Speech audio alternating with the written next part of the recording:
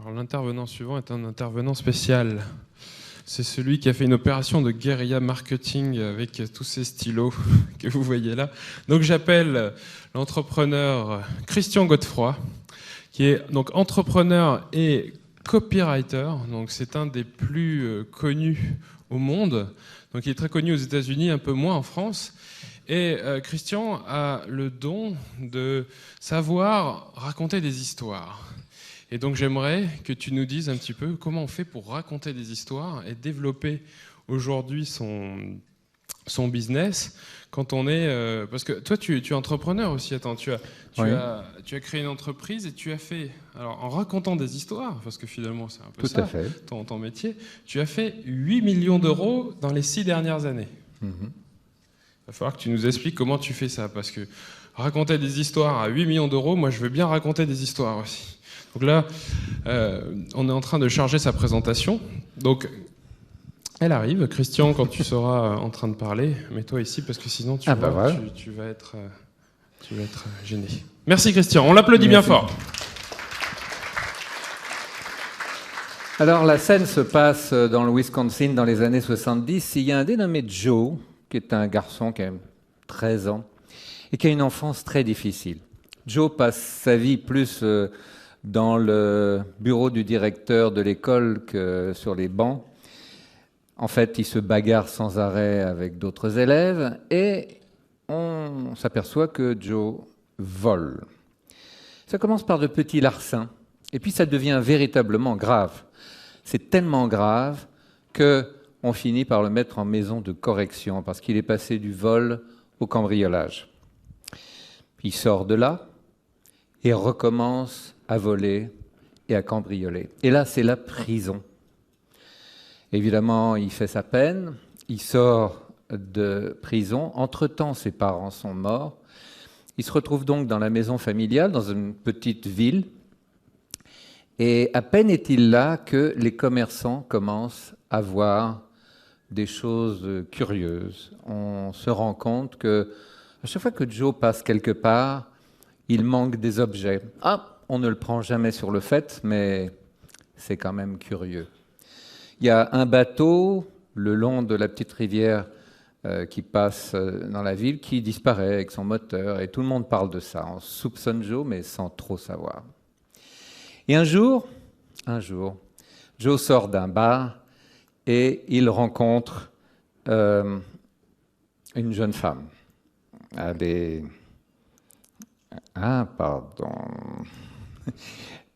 est magnifique. Elle est très très belle et il est complètement fasciné. Et il faut dire que Joe est pas mal. Alors cette jeune fille le regarde, elle aussi, se regarde tous les droits dans les yeux, il s'observe. Et Joe dit « Est-ce que ça vous plairait de venir danser avec moi samedi soir ?» Et la jeune fille qui s'appelle Suzy dit « Oui. » Si vous êtes un gentleman, il se quitte. Et il se passe quelque chose d'extraordinaire. Dans la nuit, devant tous les magasins, il y a des caisses qui sont déposées avec tous les objets qui avaient été dérobés. Le bateau qui avait disparu reprend sa place avec son moteur. Et Joe va danser avec cette jeune femme. Elle le présente à son père, qui était un des hommes les plus riches de la ville. Il devient ouvrier, puis contremaître, épouse bien sûr Suzy, devient un des notables de la ville, bien qu'on sache qu'il avait fait de la prison. Il est volontaire pour donner des coups de main dans les maisons de redressement. Et un jour, il rencontre Milton Erickson, un grand thérapeute, qui guérissait les gens en leur racontant des histoires. Et Milton Erickson s'est beaucoup servi de cette histoire, car la petite phrase « oui, si vous êtes un gentleman » a changé complètement la vie d'un homme. Une petite phrase. Et cette histoire a ouvert les yeux à des centaines de personnes, que ce soit des gens qui étaient paralysés, qui ont retrouvé l'usage de leurs membres, des gens qui avaient des névroses obsessionnelles graves et qui s'en sont libérés parce que cette histoire leur a ouvert les portes du changement. Alors, c'est curieux. Qu'est-ce qui fait qu'une histoire est bien racontée? Comment est-ce qu'on peut faire pour que ça marche? Qu'est-ce qu'il faut apprendre? Alors, vous avez tous un crayon, là, et je vais vous raconter l'histoire de ce crayon qui va être une sorte de symbole qui va vous rappeler ce qu'il faut faire quand on raconte une histoire. Alors, c'est une jeune femme qui fait des jolies boîtes avec des crayons. Et un jour, elle prend un crayon et elle dit à ce crayon, écoute, si tu veux réussir ta vie de crayon, il y a 5 conseils très importants. Alors écoutez bien ces 5 conseils très importants. Le premier conseil, c'est qu'un crayon tout seul, il ne fonctionne pas. Il faut qu'il soit tenu par la main de quelqu'un. Tu dois accepter d'être tenu par la main d'un autre. Ça, c'est le premier conseil qu'on donne au crayon. Et c'est peut-être aussi le premier conseil pour quelqu'un qui veut écrire et dire des histoires. Il faut accepter les conseils des autres, les écouter et se dire qu'on s'adresse à l'autre et pas seulement à soi-même. Le deuxième conseil, eh bien, regardez, un crayon, pour qu'il soit bien affûté, qu'est-ce qu'il faut? Il faut qu'il soit taillé. Alors ça, c'est plutôt douloureux. Tu vas être taillé de temps en temps, c'est douloureux, mais c'est comme ça que tu vas t'améliorer. Et raconter des histoires, ça peut être douloureux, c'est pas toujours un succès, mais c'est comme ça qu'on s'améliore. Le troisième point, eh bien, vous avez peut-être remarqué qu'au bout de ce crayon, ils ne sont pas tous comme ça. Au bout de ce crayon, il y a une gomme. Pourquoi? Eh bien, parce que on a le droit de faire des erreurs, mais on doit corriger ces erreurs. Et quand on raconte des histoires, c'est ça aussi. Le quatrième point, c'est peut-être le plus important. En tout cas, c'est le plus important pour moi. C'est que, regardez, comment est construit un crayon. Un crayon, c'est l'âme du crayon et puis ce qu'il protège, le bois à l'extérieur. Alors le conseil, c'est ton intérieur qui est le plus important. Protège-le. Si vous voulez raconter des histoires, c'est en enrichissant votre intérieur que vous raconterez de belles histoires.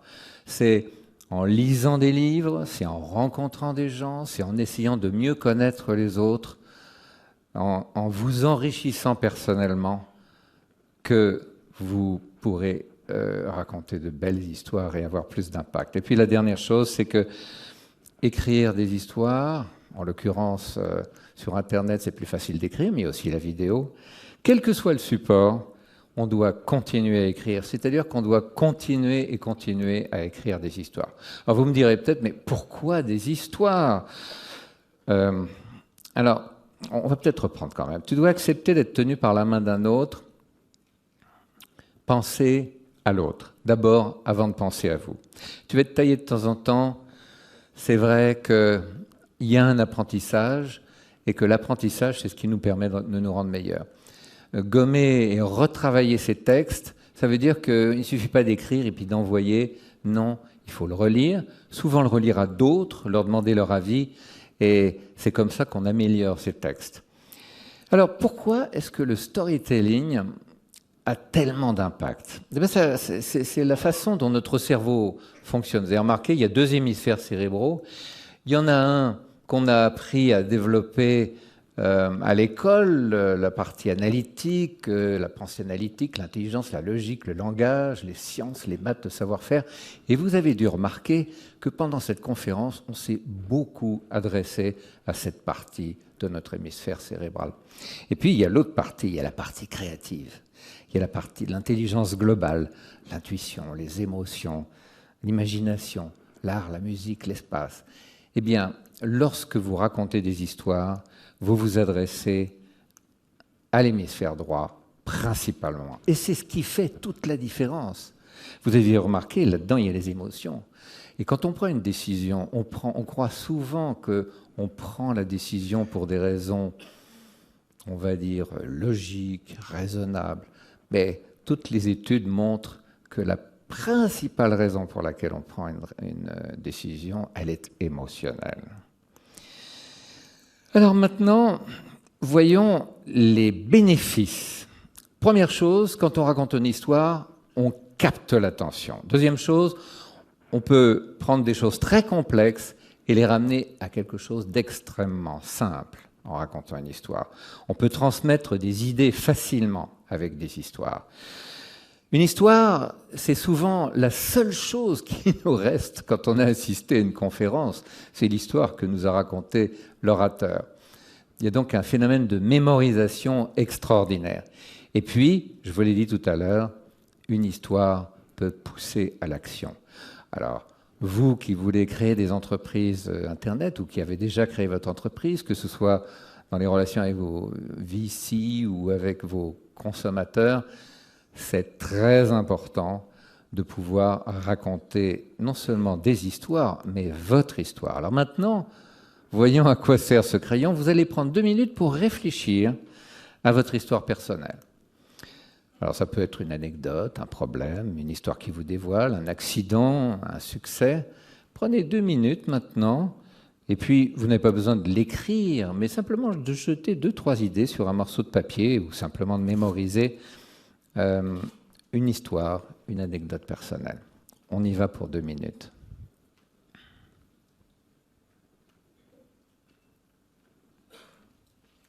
Vous pouvez fermer les yeux et réfléchir, plonger dans votre passé.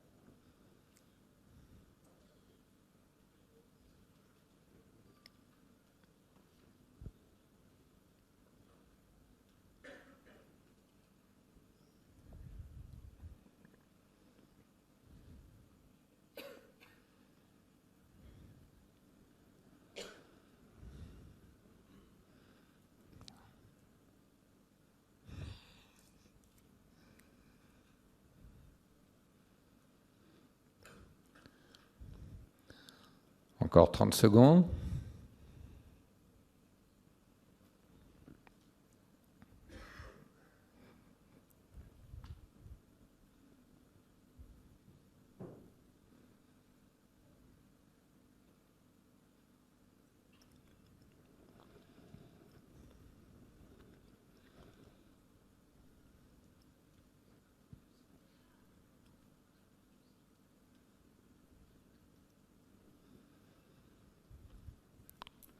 Bien, alors gardez bien en mémoire votre histoire. On va en parler tout de suite. J'aimerais vous raconter ce qui s'est passé pour moi quand j'avais 24 ans. J'avais fait partie d'un multilevel, j'avais gagné pas mal d'argent et j'ai créé ma première entreprise. Et ma première entreprise a été un flop horrible. Alors j'étais marié, j'avais un enfant, j'avais plus d'argent, j'avais à peine de quoi me loger, pas de quoi manger, et j'ai donc cherché un job. Et je peux vous dire que j'étais très motivé à trouver un job. Il y avait juste un problème, c'est que je n'avais pas vraiment de métier. Être dans le multilevel, c'est pas vraiment un métier. Alors j'ai vu quelque chose dans les annonces qui m'a semblé intéressant, c'était animateur de formation. Je me dis, puisque j'ai fait de la formation, animateur de formation, ça ne doit pas être si compliqué que ça. Alors je me suis présenté aux éditions Rombaldi et là j'ai fait la connaissance d'un DRH qui était absolument charmant. On a eu un très bon contact, tout s'est bien passé, j'ai passé les tests, tout était bien. Il m'a dit, mais je ne prends pas la décision. C'est le directeur des ventes qui va décider si oui ou non on vous confie ce poste. Alors inutile de vous dire que j'étais plutôt nerveux. Je rentre dans un grand bureau. Le gars est évidemment plus haut que moi.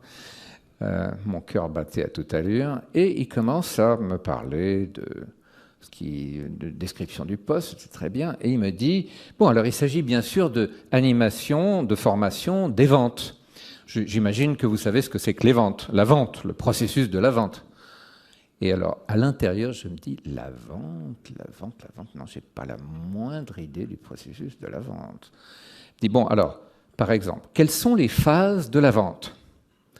Et alors là, mon cerveau s'est mis à tourner à toute allure, parce que je peux vous dire que les enjeux étaient tellement grands que je me suis dit, voyons, au lycée, j'avais fait un exposé sur la publicité, et on y parlait des trompettes d'Aïda.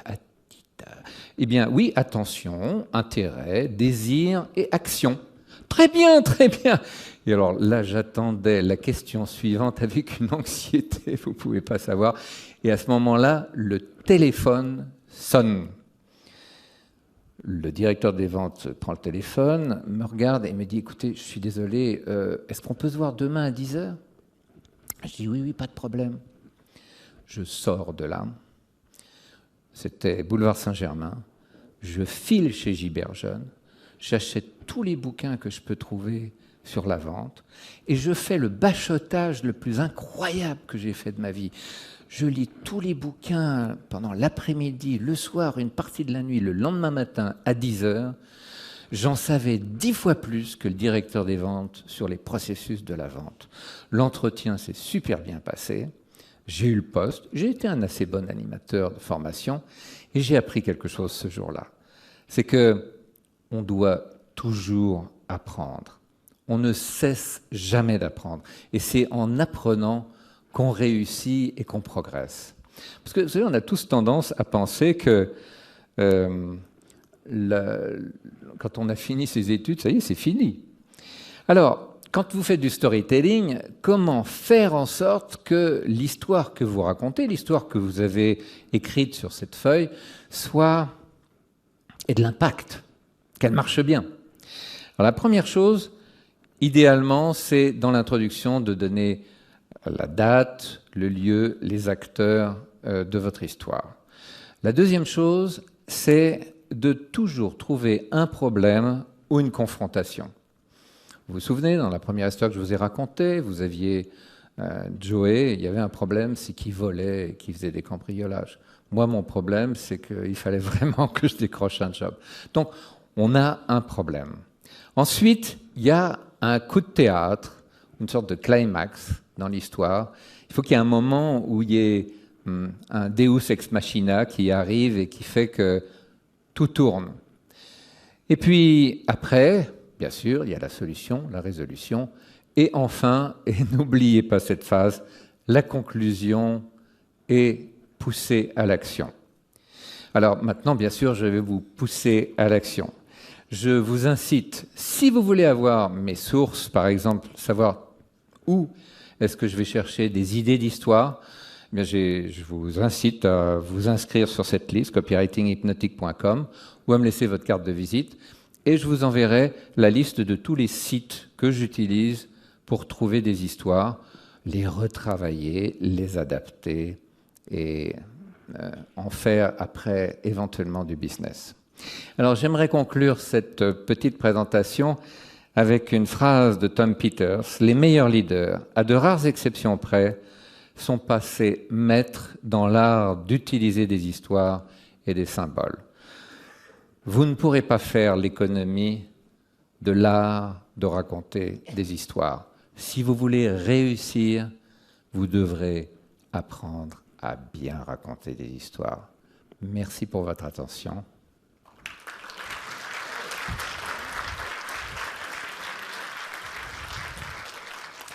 Alors merci Christian. On va faire, comme d'habitude, 2 personnes s'il vous plaît, s'ils ont des questions.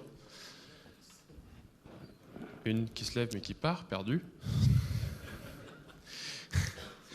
Alors moi j'ai